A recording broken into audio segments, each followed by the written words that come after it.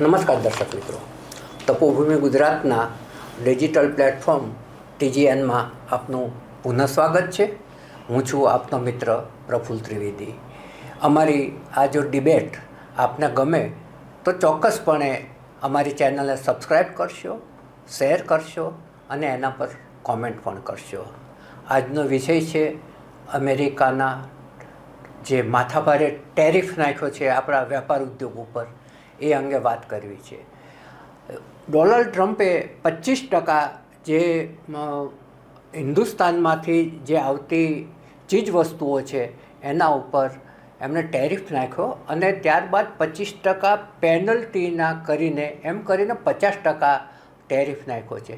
જેને કારણે અહીંથી જે ચીજ વસ્તુઓનું ઉત્પાદનની જે નિકાસ થાય છે એ નિકાસકારો માટે ઘણી બધી ચિંતાની લાગણી પેદા થઈ છે. આનાથી આપણા અર્થતંત્રને પણ ઘણી બધી માઠી અસર પડવાની છે. એટલું જ નહીં, જે ભારતથી નારાજ ચાલતા ટ્રમ્પે જે વિઝાને લગતા, વિદ્યાર્થીઓને લગતા જે નિર્ણયો લઈ રહ્યા છે એની ઘણી બધી અસરો આપણા ઉપર પણ પડવાની છે. કેમ કે આપણે જ્યાં રહીએ છીએ તે ગુજરાતમાં યુએસમાં જવાનું એક બહુ જ ઘેલું છે અને આપણા વિદ્યાર્થીઓ પણ ત્યાં ઘણા બધા અત્યારે ભણી રહ્યા છે. ઘણા બધા લોકો ત્યાં નોકરીમાં સેટલ પણ થયેલા છે. ઘણા બધા એવા પણ હશે કે જે ગેરકાયદેસર રીતે પણ ત્યાં પ્રવેશેલા હશે અને જે ગેરકાયદેસર રીતે પ્રવેશેલા હશે એના જીવ ચોક્કસપણે તાળવે ચોંટી ગયા છે. કારણ કે એ લોકો શોધી અને પાછા મોકલી રહ્યા છે અને અપમાનજનક રીતે પાછા મોકલી રહ્યા છે. એટલે અત્યારે યુએસ સાથેના, અમેરિકા સાથેના આપણે જે મૈત્રીભર્યા સંબંધો હતા કરતાં આપણે એવો શબ્દ વાપરીએ કે છે, પરંતુ એમાં કેટલીક ખટાશ આવવાનું ચાલુ થયું છે. ઈચ્છીએ કે ફરી પુનઃ આપણા ટ્રમ્પ સાહેબ સાથેના અને મોદી સાહેબ સાથેના જે સંબંધો છે એ કહે છે, જ્યારે ટેરિફ વધારતી વખતે પણ કહ્યું હતું કે નરેન્દ્ર મોદી મારા ખાસ મિત્ર છે, અંગત મિત્ર છે, એમ કહે છે ખરા, પણ પછી કે કરવાનું હોય એ જ કરે છે. ઈચ્છીએ કે ફરી આપણા સંબંધો છે એ યથાવત થઈ જાય અને આપણા જે ગુજરાતીઓ ત્યાં ગયેલા છે અને જે જવા માગે છે એમના માટે જે કાયદેસરના રસ્તાઓ છે એ મોકળા રહે. આ માટે ચર્ચા કરવા માટે આપણી સાથે આજે સ્ટુડિયોમાં પધાર્યા છે જગદીશભાઈ વ્યાસ. નમસ્કાર સર. જગદીશભાઈ છે એ વિદેશી બાબતોના નિષ્ણાત છે, લાંબો સમય યુએસમાં રહેલા પણ છે. એમના દીકરી વગેરે અત્યારે ત્યાં યુએસમાં છે જ, એટલે અવારનવાર એમને આવવા જવાનું પણ થાય છે. યુએસના કાયદાઓથી ખૂબ જ જ્ઞાત છે, ઊંડું જ્ઞાન ધરાવે છે. આપણે હવે વધુ વિગતો એમની પાસેથી જ જાણીએ. જગદીશભાઈ, મારો પહેલો સવાલ એ છે કે જે ટેરિફના દર જે ઊંચા ગયા છે એનાથી જે ભારત સાથેના ધંધા ઉદ્યોગે છે એને ચોક્કસપણે અસર પડશે, પરંતુ એમણે જે ખરેખર અમેરિકાને જરૂરિયાત છે એવા જે 3-4 બાબતો છે, ફાર્મા છે, એનર્જી સેક્ટર છે, ઇલેક્ટ્રોનિક છે, એને પછી બાકાત રાખી છે. એટલે એમને જે જરૂરિયાત છે એનો વાંધો નથી, એ સિવાયની વસ્તુઓ ઉપર. પરંતુ હું માનું છું ત્યાં સુધી આપણે ત્યાંથી એગ્રીકલ્ચર પ્રોડક્ટ ઘણી બધી જાય છે અને 50% દરથી જો જશે તો ત્યાંના નાગરિકોને એ મોંઘી પડવાની છે. આ બધી બાબતોને આપ કઈ રીતે જુઓ છો? હાજી પ્રફુલભાઈ, મને બોલાવ્યો, આપનો આભાર. ડોનાલ્ડ ટ્રમ્પ આમ જોવા જઈએ તો કેટલી બધી એણે ગુલાટીઓ મારેલી છે. જ્યારથી ઇલેક્ટ થયા ત્યારે એણે પોતે ઇમરજન્સી ડિક્લેર કરી અને ઘણા બધા પાવર્સ જે વાપરી ના શકે કોઈ પ્રેસિડેન્ટ, અમેરિકાના પ્રેસિડેન્ટ, એ એમણે વાપરવા માંડ્યા છે.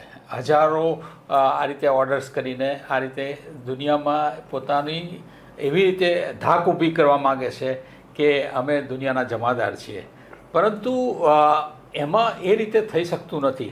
વ્યાસ સાહેબ અગાઉના જે પ્રેસિડેન્ટ હતા એ પણ જગત જમાદાર તો કહેતા હતા, પણ આવું ખુલ્લીને વટ બનાવવા માટે કે હું જ સમથિંગ છું એવું બતાવનાર આ પહેલી વ્યક્તિ છે. હાજી, અને ટ્રમ્પ પોતે આમ કહેવાય કે નોન પોલિટિકલ માણસ છે, પોતે બિઝનેસ જ પહેલો જોઈ શકે છે. હવે પહેલાં આપણે અમેરિકાની દ્રષ્ટિએ જોઈએ તો અમેરિકાની પોઝિશન અત્યારે શું છે? અમેરિકાને $37 ટ્રિલિયન દેવું છે. ટ્રિલિયન એટલે 12 મીંડા લાગે. ત્યાંની જીડીપીના 128% એને દેવું છે. એટલે જેટલું ઇન્કમ આવે છે એમાંનો બહુ મોટો પોર્શન એ વ્યાજમાં ચૂકવવામાં આવે છે. એટલે અમેરિકાની એક પ્રાયોરિટી છે કે જેમ બને એમ એ દેવું ઘટાડવું પડશે આપણે. અને એના માટે એનો એમણે ઇઝી રસ્તો એમણે એ શોધ્યો કે આપણે જો બહુ મોટો ટેરિફ લગાડીએ તો આ રીતે આપણે વર્ષે $1 ટ્રિલિયન ઓછા કરી શકીએ. આમ જોવા જઈએ તો જેણે અત્યારે જે ટેરિફ લગાડ્યો છે એમાં 6 મહિનામાં $500 બિલિયન ઊભા પણ કરી દીધા છે. પરંતુ એની સામે શું છે, બીજા દુનિયાના બધા દેશો સાથે એટલો મોટો એને કડવાશ ઊભી કરેલી છે કે એના લીધે અમેરિકાના રહેવાસીઓ, આપણા ભારતીય સિવાય અમેરિકન પોતે પણ આ રીતે ત્રાસી ગયા છે. કારણ કે મોંઘવારી એકદમ જેમણે જોઈ ના હોય એટલી મોંઘવારી અત્યારે દેખાય છે. હા, શરૂઆતમાં ટેરિફ લગાડ્યો એ પહેલાં ઘણા બધા એક્સપોર્ટરે ઘણો બધો માલ સપ્લાય કરેલો છે.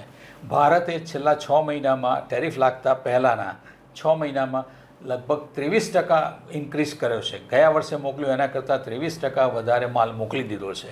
એટલે હમણાં થોડો વખત લાગતું નથી.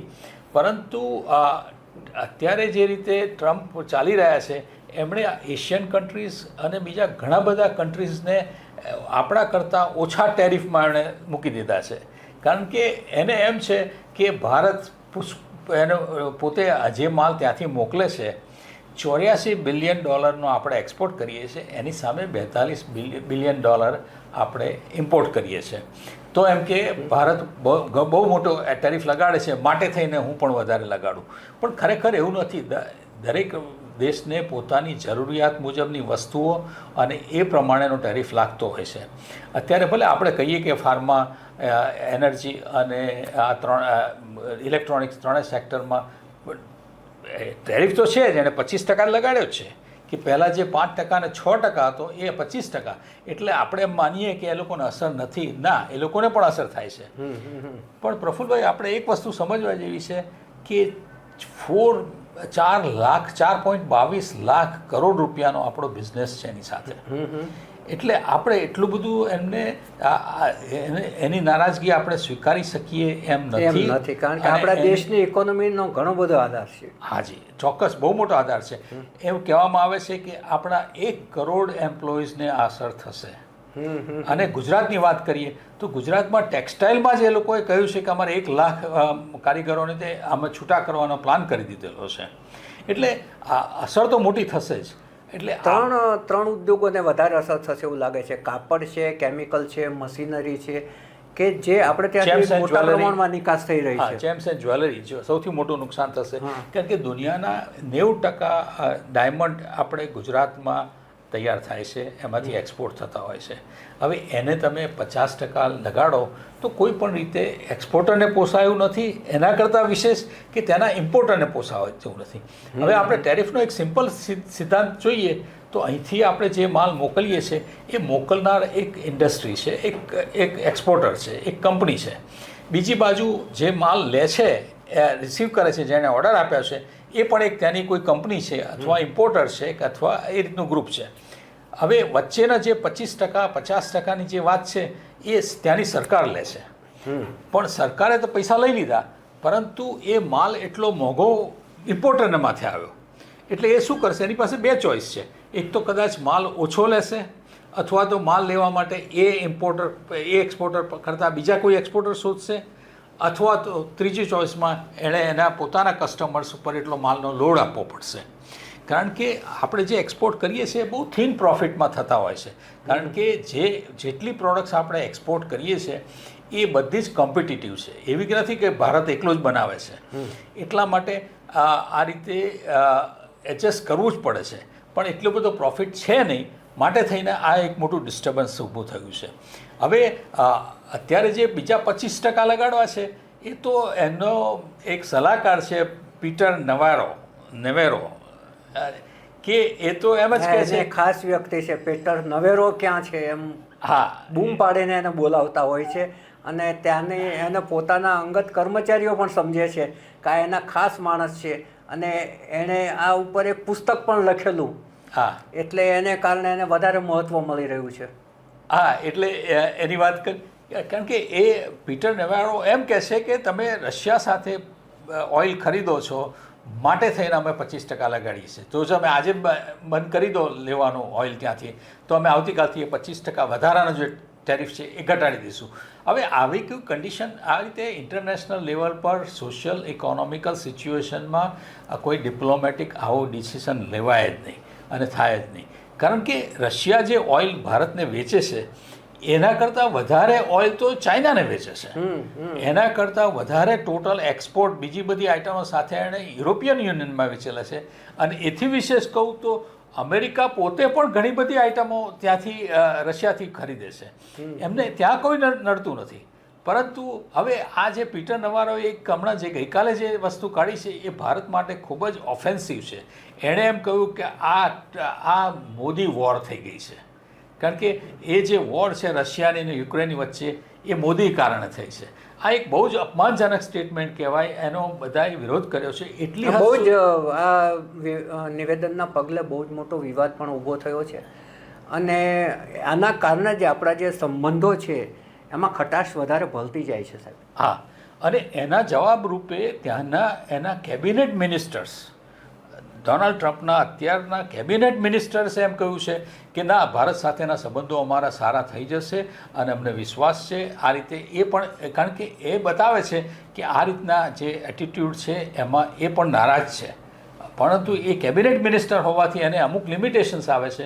પરંતુ એ લોકોએ ભારત સાથે ખૂબ જ સારા સંબંધો, કે આપણે બહુ વર્ષો જૂના સંબંધ છે. બંનેના દુનિયાની સારામાં સારી બે ડેમોક્રેસી છે.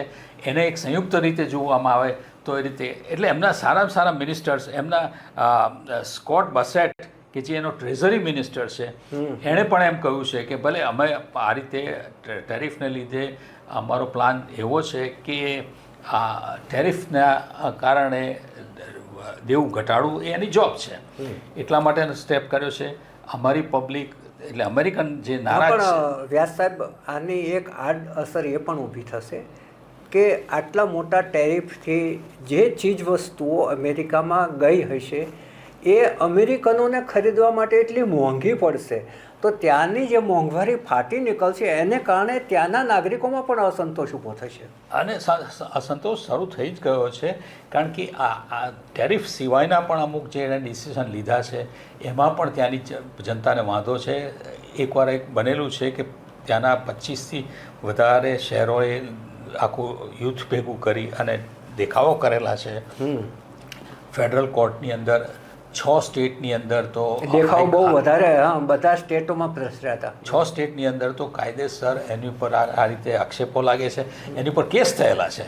અને ફેડરલ, હમણાં ગઈકાલે જે ફેડરલ રિઝર્વના જે ચેરમેન લેડીને એણે ફાયર કરવાની વાત કરી છે. હજી ફાયર કરી શક્યા નથી, પણ એમણે સજેસ્ટ કર્યું છે. તો એમણે પણ એમની પર લો સૂટ કરેલા છે. એટલે ટ્રમ્પને એટલે એમ કહેવામાં આવે છે કે અમેરિકાના પ્રેસિડેન્ટ પાસે જે પાવર્સ હોય એના કરતાં વિશેષ પાવર, અધિકાર એમણે આ રીતે ઉપયોગ કરે છે. એટલે ઇન્ટરનલી પણ એ ડિસ્ટર્બન્સ છે. અને એમને ઢાંકવા માટે એ આ રીતે કરવા માગે છે કે બીજા દેશો ઉપર હાવી કરવામાં આવે છે. હવે ગઈકાલ રાતના એક ન્યૂઝ છે કે જાપાન જે પોતે એની ટેરિફ માટેની નેગોશિએશન ચાલુ છે અને એને માટે આખી ટીમ મોકલવાની હતી, તો જાપાને કેન્સલ કર્યું. એ લોકોને નહીં મોકલીએ. બીજું કે ઓસ્ટ્રેલિયાના મિનિસ્ટરે પણ કહ્યું છે કે આ ટેરિફ બહુ જ ખોટી વસ્તુ છે અને વિશ્વને એના માટે, વિશ્વને તો અસર થશે જ, પરંતુ અમેરિકાને સૌથી વધારે અસર થશે. અને એમણે તો એટલી હદ સુધી કહ્યું છે કે દુનિયાના ફક્ત તમારી પાસે 5%થી પણ ઓછી વસ્તી છે, બાકીના 95% બહાર છે. એ આમ જોવા જઈએ તો ત્યાં આગળ જે અત્યારે ઓલ્ટરનેટ તૈયાર થઈ રહ્યો છે કે ભાઈ બ્રિક્સની વાત કરીએ કે બ્રિક્સ શરૂઆતમાં ખાલી ફક્ત 5 કન્ટ્રીઓએ શરૂ કર્યું હતું, પછી સાઉથ આફ્રિકા જોઈન્ટ થયું, પછી બીજા દેશો જોઈન્ટ થતા જાય છે. 23 કન્ટ્રીઓ જોઈન્ટ થયેલા છે. 23 કન્ટ્રીઓ બ્રિક્સમાં તમે જુઓ તો દુનિયાની 43% જીડીપી અત્યારે બ્રિક્સ પાસે છે. એટલે ટ્રમ્પ થોડા ઇનસિક્યોર થઈ ગયા છે બે કારણસર. કે એક તો જો એ લોકો અંડર ટ્રેડિંગ કરશે અથવા તો પોતાની કરન્સી ઊભી કરશે તો ડોલરની વેલ્યુ ઘટશે. અને ડોલરને જે મોનોપોલી છે દુનિયામાં કોઈ પણ ટ્રેડ ગમે તે કન્ટ્રી કરે છે, અમેરિકા સાથે કરે અથવા બીજા 2 કન્ટ્રી કરે, તો પણ એનું ટ્રેડિંગ તો ડોલરમાં જ થાય છે. એટલે હવે જો એ ડોલરની વેલ્યુ કે ડોલરની ઇમેજ ખલાસ થઈ જાય એ કોઈ રીતે સ્વીકારવા તૈયાર નથી. બીજું કે જો આ બ્રિક્સના બધા દેશો ભેગા થઈ જાય અને ખૂબ મોટી ઇકોનોમી ઊભી કરે તો જે એમનો સુપર પાવર છે દુનિયામાં કેટલા વર્ષોથી એ નંબર 1 તરીકે છે એના કારણે પણ મોટી અસર થશે. એ ઇમેજને ધક્કો પહોંચે પછી જગત જમાદારની ઇમેજને ધક્કો પહોંચે. હાજી, એટલે એ એક જરૂરી છે. આમ જોવા જઈએ તો અમુક અંશે આ અમેરિકાના અમુક એડમિનિસ્ટ્રેશન ટ્રમ્પ સિવાયના એડમિનિસ્ટ્રેશનમાં ઘણી વસ્તુ સમજવા જેવી છે કે અત્યાર સુધી અમેરિકા, કેનેડા અને મેક્સિકો આ ત્રણેય દેશને ફ્રી ટ્રેડ ઝોન કહેવાતા હતા. એટલે કેટલા વર્ષોથી 50 વર્ષથી ફ્રી ટ્રેડ એટલે કોઈ પણ જાતના ટ્રેડ વિના માલ સામાન જતો હતો. એટલે એ બધા દેશોએ પુષ્કળ માલ અમેરિકાની અંદર ડમ્પ કરેલો છે. એટલી હદ સુધી કે આવા ફ્રી ટ્રેડનો લાભ લેવા માટે ચાઇના જેવા દેશે પોતે પોતાનું ઘણી બધી મેન્યુફેક્ચરિંગ મેક્સિકોમાં શરૂ કર્યું અને મેક્સિકોમાંથી એ પોતાનો ચાઇનાનો માલ એ ટ્રેડ વિના આ રીતે મૂકેલો છે. ઘણા બધા લોકો વાયા દુબઈ પણ જાય છે. હા, એટલે થયું છે શું કે અત્યાર સુધી અમેરિકાએ મોટા દિલથી આ બધું સ્વીકારેલું હતું, પરંતુ જ્યારે એમને પણ રેલો આવ્યો કે હવે આટલું મોટું દેવું થઈ ગયું છે આટલું, એટલે એમને આ રીતે અમલ કરવા માટેનો પ્રયત્ન કર્યો છે. અમુક અંશે સાચા છે, કારણ કે પોતાના અમેરિકા દેશને પ્રાયોરિટીમાં મૂકવા હોય તો જરૂરી છે, જેમ આપણે ભારતમાં પણ કરી રહ્યા છીએ. આપણે પણ ઈચ્છીએ છીએ કે જેમ બને એમ આપણે આપણી વસ્તુઓ વાપરીએ, પરંતુ ઘણી બધી આપણે ઇમ્પોર્ટ પર નભવું પડે છે. પણ ચાઇના પોતે પોઝિશન એવી સ્ટ્રેટેજી, એટલા માટે તો અત્યારે વડાપ્રધાન શ્રીએ સ્વદેશીનો નારો લગાવ્યો છે કે જે દેશમાં ઉત્પન્ન થતી વસ્તુ હોય એ જ વાપરો, જે અહીંયા ઉત્પન્ન નથી થતી અને અનિવાર્ય હોય એ જ બહારને લો, બાકી તો અહીંયા સ્થાનિક ઉત્પાદનની ચીજો જ વાપરો. એટલે સ્વદેશીનો નારો જે ગાંધીજી વખતે લાગ્યો હતો અંગ્રેજોની સામે, એ નારો ફરી ગુંજવા માંડ્યો છે. હા, અને એ આપણા દેશને જો જીડીપીને આપણે ખૂબ આગળ લઈ જવી હોય, અત્યારે 4થા સ્થાનેથી આપણે 3જા સ્થાને જવું હોય, તો આ રીતે અમુક સ્ટેપ્સ લેવા જ પડે એવા છે. આપણે જો ઇમ્પોર્ટ ઘટાડીએ અને એક્સપોર્ટ વધારીએ તો બહુ મોટો જીડીપીને ફાયદો થાય એવું છે, બહુ બધો દેશને ઓવરઓલ ફાયદો થયો છે, એમ્પ્લોયમેન્ટ ઊભું થાય એવું છે. અને આની અંદર જોવા જઈએ તો વર્ષોથી આપણે 3 વસ્તુ ઇમ્પોર્ટ કરતા હતા. બહુ મોટો આપણો ડોલર અમાઉન્ટ એમાં જતો હતો. એક ગોલ્ડ, એક ઇલેક્ટ્રોનિક આઇટમ્સ અને પેટ્રોલ. હવે પેટ્રોલમાં પણ આપણે હવે ધીરે ધીરે બીજે ઓલ્ટરનેટ એનર્જીથી આપણે ઘટાડવાનો પ્રયત્ન કરી રહ્યા છીએ. ઇથોલિન ભેળવવાનું ચાલુ કર્યું છે. હાજી, આપણે 20% સુધી પહોંચ્યા છીએ. એ એક એન્વાયરમેન્ટને ફાયદો છે અને દેશની ઇકોનોમીને પણ ફાયદો છે. અને એના કારણે આપણે ઇમ્પોર્ટ ઘટાડવાનો પ્રયત્ન કરી રહ્યા છીએ. અમુક વસ્તુમાં આપણે નથી કરી શકતા, કારણ કે ગોલ્ડ, ભારત એક પણ અંશ પોતાનું ગોલ્ડ છે નહીં, બનાવી શકતા નથી, આપણે છે જ નહીં. એટલે આપણે 100% બધું ગોલ્ડ આપણે બાય કરવું પડે છે, અને તે ડોલર પે કરીને. અને એક મિનિસ્ટરે તો એમ પણ કહેલું છે કે એક ગોલ્ડનો મોટો ભાગ કેશમાં લોકોના તિજોરીમાં જાય છે, કે જેની દેશ માટે એના દેશના માટે કોઈ ઉપયોગમાં આવતું જ નથી. પરંતુ એ હકીકત છે, સ્વીકારવી પડે. કારણ કે ગોલ્ડનો જે શોખ છે, જે જરૂરિયાત લાગે છે, ઘણાને બધાને પોતાનો સેવિંગ્સનો પ્લાન લાગે છે, એને આ તમે ઇનેવિટેબલ, એને તમે કશું ઓલ્ટરનેટ કરી શકવાના નથી. પેટ્રોલ આપણે ઘટાડી રહ્યા છીએ. અને ઇલેક્ટ્રોનિક્સમાં બહુ જ ઇન્ટરેસ્ટિંગ છે, છેલ્લા 10-15 વર્ષમાં આપણે કશું નહોતા કરતા, એમાંથી અત્યારે હજારો ફેક્ટરીઓ આપણે ઇલેક્ટ્રોનિક આઇટમ્સની કરી છે. એ ભારતમાં તો કામ સેમિકન્ડક્ટર સુધી પહોંચી રહ્યા છીએ. હા, એ પણ એક બહુ સરસ સમાચાર છે. અને ગુજરાત માટે એને 40% સેમિકન્ડક્ટર ગુજરાતમાં પેદા થશે, એ પણ એક બહુ મોટી વસ્તુ છે. વ્યાસ સાહેબ, જે ટેરિફ છે એની અસર આપણી ઇકોનોમી ઉપર, અર્થશાસ્ત્ર ઉપર, આપણી બજાર ઉપર, આપણા વ્યાપાર ઉપર ઘણી બધી પડવાની છે. સાથે સાથે બીજા જે નિયમો બદલી રહ્યા છે કે જે આપણે મહત્તમ ગુજરાતને લાગુ પડે છે, કે આપણા ઘણા બધા વિદ્યાર્થીઓ ત્યાં ભણી રહ્યા છે અને એ અપેક્ષા સાથે અહીંથી ગયા છે. ભણવાનીમાં તો એક માઇનોર એનો હેતુ છે, અને મોટો હેતુ તો એ છે કે ત્યાં એને સ્થિર થવું છે. હવે જે એ કાયદાઓ પણ એ સુધારી રહ્યા છે કે ભાઈ તમારી જે ભણતર દરમિયાન જે ઇન્ટેન્સિવ હોય ત્યાં સુધી જ અમે તમને રોકાવા દઈશું, ત્યારબાદ જે તમને 1 વર્ષ જે પ્રેક્ટિકલ વર્ક માટેની જે તાલીમ મળતી હતી એ નહીં મળે. અથવા તો તમે આગળ ભણવા માટે રોકાવ, નહીં તો પછી તમે તમારા વતનમાં પાછા જાઓ. આવા બધા જે કાયદાઓ લાવી રહ્યા છે એની એક બહુ મોટી અસર જે ગુજરાતમાંથી ગયેલા વિદ્યાર્થીઓ છે, યુવકો છે, જે જ્યાં સ્થિર થવાનો પ્રયત્ન કરતા હશે, અહીંથી ખેતર વેચીને ગયા હશે, એકાદું ઘર વેચીને ગયા હશે, એ લોકો સામે બહુ જ મોટા પ્રશ્નો ઊભા થશે એવું લાગી રહ્યું છે. હાજી, હવે આ પ્રશ્નમાં એવું છે કે આપણે પેઢીઓથી 50-60 વર્ષથી આપણે પરદેશમાં ભણવું એક ઘણા બધા ગયેલા છે, શરૂઆત થયેલી છે. એક સામાજિક સ્ટેટસ પણ બની ગયું છે જરૂરિયાત ઉપરાંત. પણ એક હકીકત પણ છે કે હાયર એજ્યુકેશન દુનિયામાં સર્વશ્રેષ્ઠ અમેરિકાનું છે. એટલા માટે તો દુનિયાની ટોપ 10 યુનિવર્સિટીમાં 6 યુનિવર્સિટી અમેરિકાની છે. અને એ સિવાય પણ 50-100 વર્ષથી એવું કહેવામાં આવે છે કે સૌથી સારામાં સારું એજ્યુકેશન, હાયર એજ્યુકેશન જો ક્યાંય હોય દુનિયામાં તો એ અમેરિકાનું છે. એ વસ્તુ આપણે સ્વીકારવી જ પડે. હવે અહીંથી જે સ્ટુડન્ટ્સ પહેલાં જતા હતા એ લોકો ભણવાને માટે જતા હતા અને ત્યાં આગળ એમણે સિન્સિયરલી ભણી અને પોતે ઓપોર્ચ્યુનિટી મળી છે ત્યાં એમણે આગળ કર્યું છે. એ વખતે અમેરિકાને જરૂર હતી. મને યાદ છે કે મારા મોટા ભાઈ એ બધાને ક્યારે જવા મળ્યું એટલા માટે કે એ વખતે એ લોકોને ડૉક્ટર્સ, એન્જિનિયર્સ, ફાર્માસિસ્ટ જરૂર હતી. એટલે એમણે ડોર ઓપન કરેલા હતા કે આ ગ્રેજ્યુએટ્સ અહીંયા લાવવા અને એમને એના પ્રમાણમાં ટ્રેન કરવા અને એમને આ રીતે એમ્પ્લોયમેન્ટ ઓફર કરવી, એમને ગ્રીન કાર્ડ આપવું, PR આપવું. હવે પરિસ્થિતિ એવી છે કે હવે જેટલા સ્ટુડન્ટ્સ જાય છે એ બધા સ્ટુડન્ટ્સ ખાલી ભણવા માટે નથી જતા, એમને ત્યાં સેટલ થવું છે, એમને ત્યાં આગળ પોતે કરિયર બનાવી છે. અને એમાં નથિંગ રોંગ, એ યુવાધનને આ રીતે આવા એક્સપેક્ટેશન હોય જ.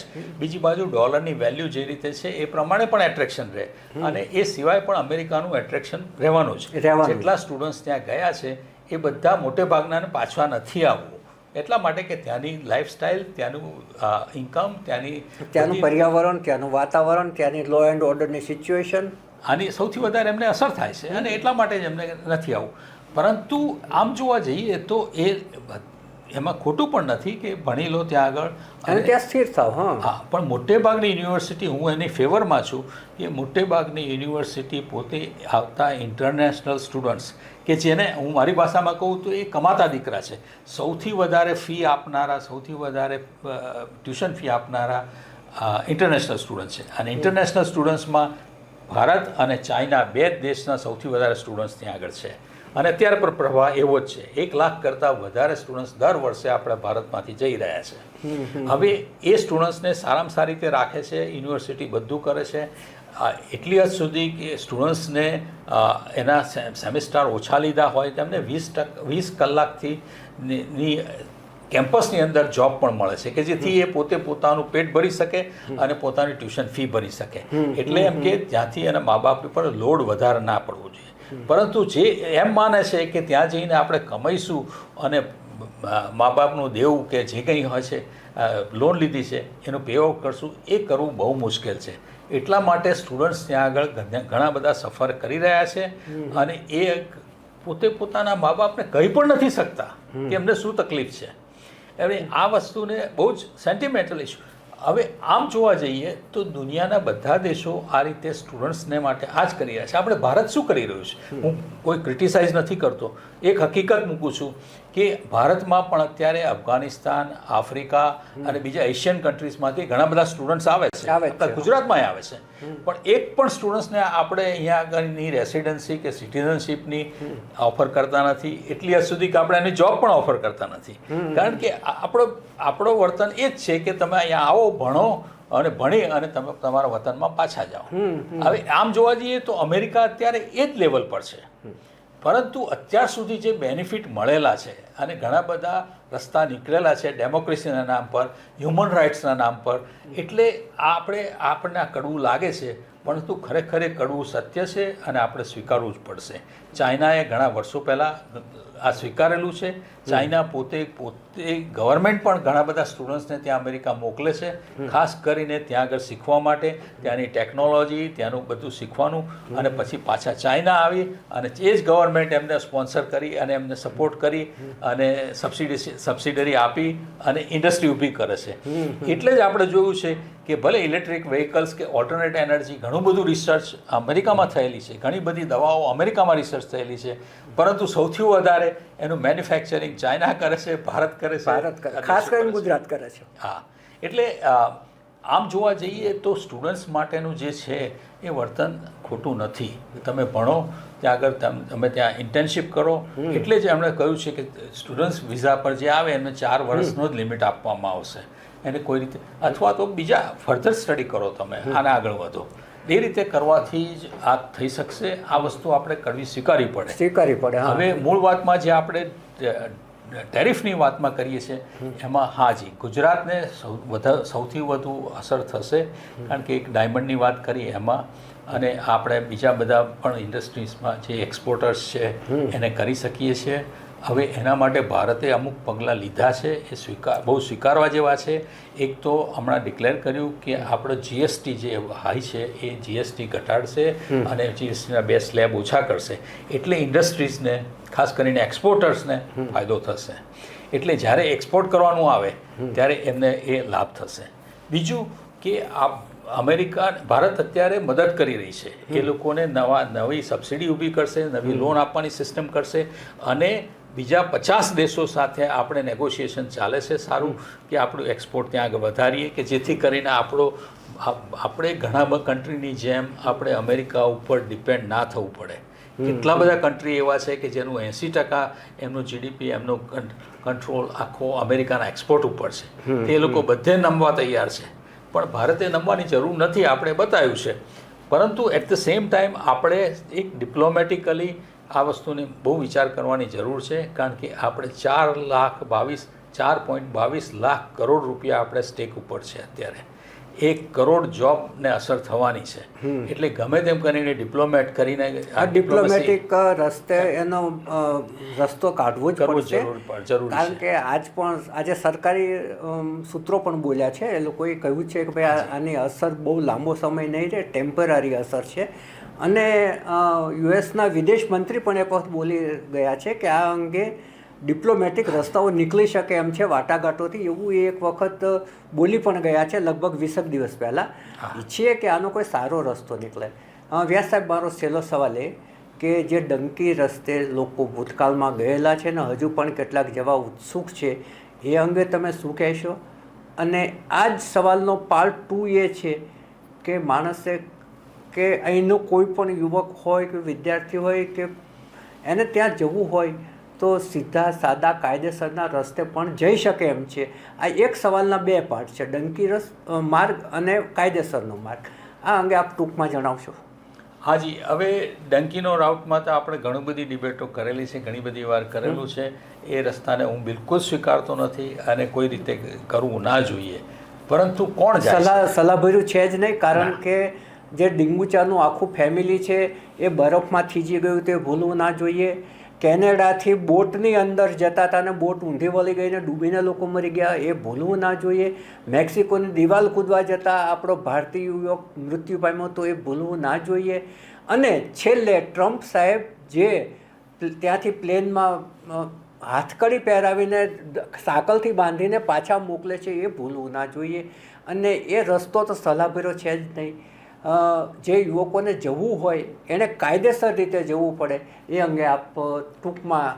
હાજી, હવે જે લોકોએ જીવ ગુમાવ્યા છે એમના કેસની જ આપણને ખબર છે. એ સિવાય કેટલા લોકોએ કેટલો બધો સેક્રિફાઈસ ભોગ આપીને ત્યાં ગયેલા છે, એટલે એ વાત એક છે. બીજું કે કાયદેસર રીતે જવા માટે જે ક્વોલિફાય થાય એ ઘણા બધા યંગસ્ટર્સ ક્વોલિફાય નથી થતા, માટે થઈને આ ડંકી રાઉટની પ્લાન કરતા હોય છે. એમાં કોઈ જાતની સપોર્ટ આપવાની જરૂર નથી. હવે જે લોકો ત્યાં આગળ અહીંથી વિઝિટર વિઝા મળ્યો, હવે વિઝિટર વિઝામાં ત્યાં તમે 6 મહિના રહી શકો, ભલે વિઝા 10 વર્ષનો હોય, પરંતુ તમે એક એન્ટ્રીમાં તમે 6 મહિનાથી વધારે ના રહી શકો. પરંતુ જે લોકો ખાસ ત્યાં આગળ સેટલ થવા જ ગયા છે, એ લોકો 6 મહિનાથી વધારે રહ્યા એટલે એ અનડોક્યુમેન્ટેડ થઈ ગયા, ગેરકાયદેસર. અને અનડોક્યુમેન્ટેડમાં એ લોકો કોઈ કાયદેસરની જોબ કરી શકે નહીં. એમને ત્યાં બેંક એકાઉન્ટ, ત્યાંનું સોશિયલ સિક્યુરિટી બધામાં તકલીફ છે, પરંતુ એ લોકો કેશની જોબ કરી શકે.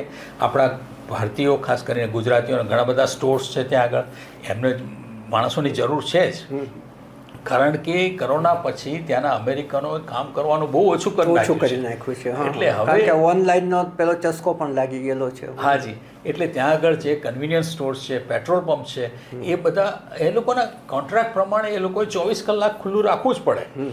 હવે 24 કલાક માટે 3 શિફ્ટમાં કામ કરવા જોઈએ, એટલા માણસો નથી.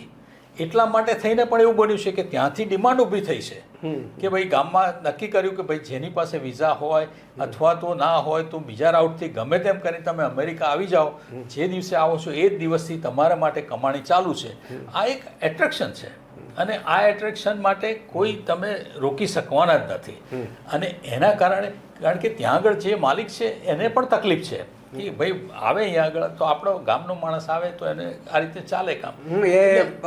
પહેલાં જે ચરોતરના ગયા એમના ગામવાને લઈ ગયા, ઉત્તર ગુજરાતમાં પણ એટલું જ આખું ચાલ્યું કે આખા ગામો ત્યાં જતા રહ્યા. પણ પ્રફુલભાઈ, આ તો વર્ષોથી ચાલ્યું છે, પેઢીઓથી.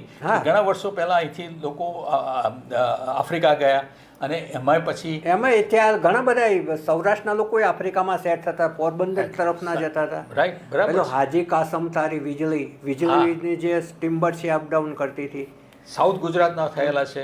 અને ઓળખું છું કે ત્યાં આગળ અમુક ઇન્ડસ્ટ્રી માટે માણસની જરૂર પડે લેબરની, તો અહીંથી લેબર તરીકે આખી શિપ ભરીને લોકો લઈ ગયા છે. એ ત્યાં આગળ સેટલ થયા, મહેનત કરી, પૈસા કમાયા, ત્યાંથી પછી યુરોપમાં ગયા, ઇંગ્લેન્ડમાં ગયા, ઇંગ્લેન્ડમાંથી અમેરિકામાં ગયા. એટલે આ એક પેનિટ્રેશન ઓફ ચાલતું જ રહે છે, સતત માઇગ્રેશન ચાલુ જ રહ્યું છે. એ આપણા ડીએનએમાં જ છે અને એમાં કશું ખોટું પણ નથી, પરંતુ લીગલ જવું અને લીગલ રીતે એ જ આવકાર્ય છે અને સલાહભર્યું છે. માનનીય વ્યાસ સાહેબે આપણને, જગદીશભાઈ વ્યાસે આપણને ઘણી બધી ઉપયોગી માહિતી આપી. ટેરિફ અંગે એમનું જે ઊંડું જ્ઞાન છે, આંકડાકીય રીતે જે એમનો અભ્યાસ છે એ આપણે જાણ્યો. એમનો આભાર માનીએ છીએ. ફરી નવા વિષય સાથે ફરી મળીશું. નમસ્કાર.